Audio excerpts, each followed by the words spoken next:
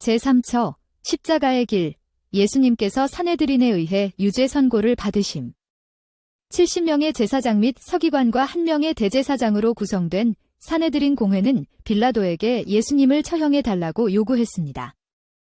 이 사건은 모든 크리스천들에게 자기의로 말미암아 다른 사람들은 판단함으로써 스스로를 높이는 우를 범하지 말라고 경고합니다. 성경적 지식과 이 세상에서의 높은 지위는 여전히 거룩한 완전성에는 한참 못 미치는 것이며 교만한 생각은 가장 경건한 사람이라도 쉽게 몰락시킬 수 있습니다. 성경은 우리에게 권위자를 존중하라고 가르치지만 결국 우리 삶의 최고 자리에서 우리를 다스리는 것은 하나님의 뜻과 하나님의 말씀이 되어야 합니다. 크리스천들은 모든 상황 속에서 위로하시며 가르치시고 안내하시는 하나님의 성령 세례를 선물로 받습니다. 성령은 하나님의 완전하신 뜻을 따라 모든 결정을 하도록 허락하시며 본질적으로 사내들인과 같은 종교 지도자들의 이기적 필요는 부정하십니다.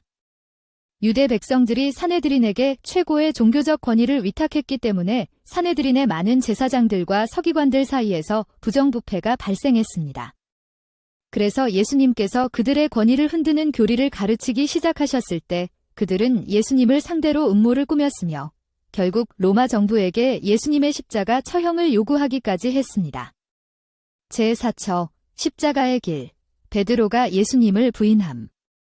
예수님께서 붙잡히시자 그때 당시 그곳에 있었던 많은 사람들은 베드로를 예수의 추종자 중 하나라고 고발했습니다. 예수님에 의해 미리 예견되었던 대로 베드로는 3번 예수님을 모른다고 부인했습니다. 베드로는 예수님의 사랑스럽고 믿음직스러운 제자로서 직접 많은 기적들을 목격했고 심지어 예수님과 함께 물 위를 걷기도 했습니다.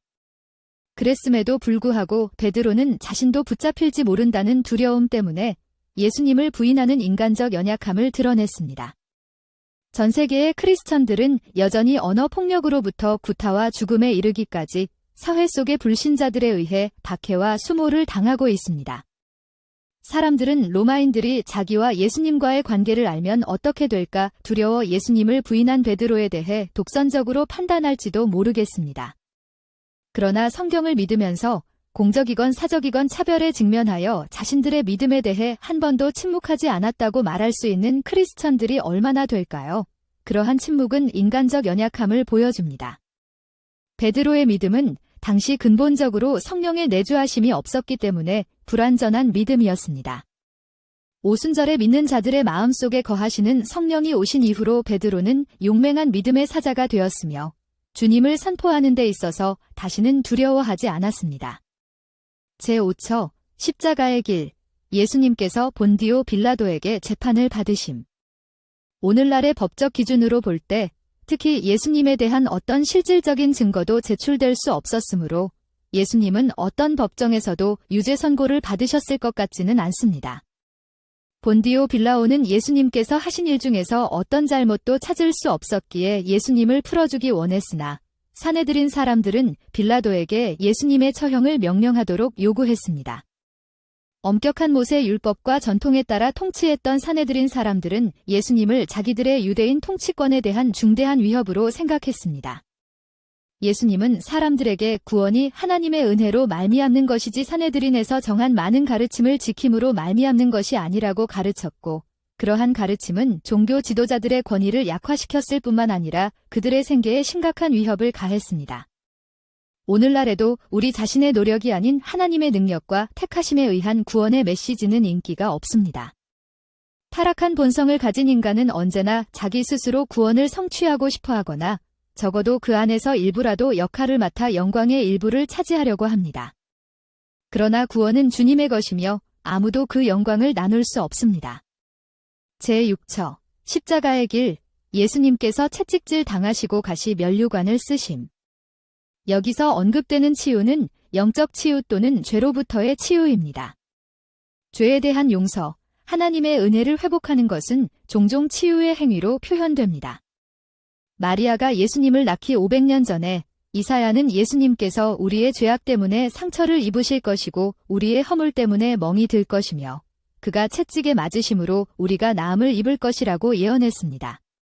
제7처 십자가의 길. 예수님께서 십자가를 지심. 예수님께서 십자가를 지셨을 때 예수님은 나무 그 이상을 지신 것이었습니다. 그날의 많은 관중들은 몰랐지만 예수님께서는 죄에 마땅한 대가이자 당신께서 인류를 위해 곧 겪으셔야만 하는 그 형벌에 직면하여 인류의 죄를 지고 가시는 것이었습니다.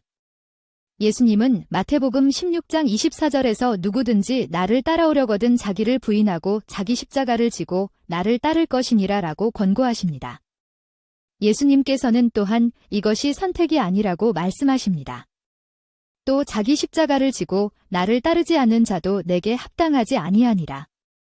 사형도구인 십자가를 진다는 것은 그리스도를 섬기고 순종하며 완전히 새로운 피조물로 살기 위해서 목숨을 버리는 것을 의미합니다. 이는 우리의 뜻, 우리의 애정, 우리의 야망, 우리의 욕망을 하나님께 맡기는 것을 의미합니다. 우리는 우리의 행복을 최고의 목적으로 추구할 것이 아니라 우리의 모든 것을 기꺼이 포기하고 필요하다면 목숨까지도 내어놓아야 합니다. 도움이 되셨다면 좋아요, 구독, 알림을 눌러주세요.